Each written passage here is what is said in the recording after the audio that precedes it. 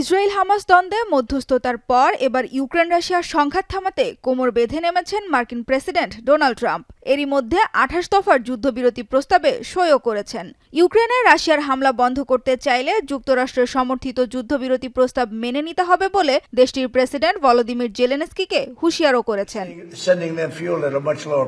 শুক্রবার ওভাল অফিসে new York সিটির নবনির্বাচিত মেয়র জোহরান মামদানির সঙ্গে বৈঠকের পর জেলেনস্কির উদ্দেশ্যে একথা বলেন ট্রাম্প। বলেন, আসন্ন শীতকালে ইউক্রেনের জ্বালানি কেন্দ্রের ওপর হামলা বন্ধ করতে দ্রুতই শান্তি প্রস্তাব মেনে নিতে হবে।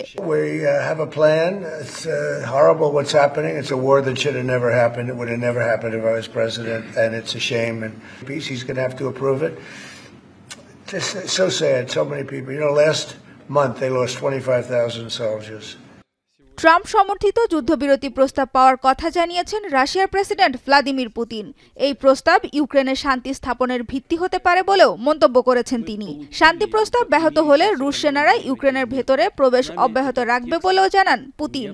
প্রেসিডেন্ট ট্রাম্পা и отказываются от этого, то и они, и европейские поджигатели войны должны понимать, что события, которые произошли в Купянске, চলমান সংঘাতের অবসান ঘটাতে যুক্তরাষ্ট্রের সাথে দ্রুত এবং গঠনমূলক কাজ করার জন্য প্রস্তুতির কথা জানিয়েছেন ইউক্রেনের প্রেসিডেন্ট ভলোদিমির জেলেনস্কি। তবে কোনোভাবেই নিজ দেশের জাতীয় স্বার্থের সাথে বিশ্বাসঘাতকতা করবেন না বলেও জানান তিনি।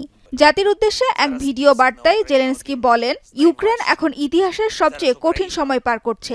এ সময় সবাইকে ঐক্যবদ্ধ থাকার আহ্বানও জানান তিনি। Повномасштабного вторгнення стримуємо одну з найбільших армій світу, і ми тримаємо лінію фронту у кілька тисяч кілометрів. І наш народ. বিশ্লেষকদের মতে শান্তি পরিকল্পনার মাধ্যমে রাশিয়া যা চায় যুক্তরাষ্ট্র তাই দিতে প্রস্তুত। শান্তি প্রস্তাবের জেরে মস্কো এমন কিছু অংশ দখল করতে পারবে যা হবে তাদের জন্য একটি বড় অর্জন। এদিকে দক্ষিণ আফ্রিকায় আয়োজিত G20 সম্মেলনে জড়ো হয়েছেন ইউক্রেনের মিত্ররা।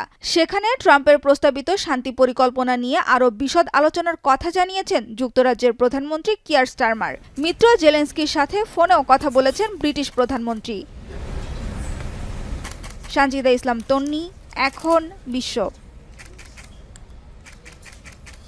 4 গুণ শক্তিশালী এনজাইম ও অধিক ফেনা সমৃদ্ধ অরিক সিলভার ওয়াশ মাত্র 70 টাকায়।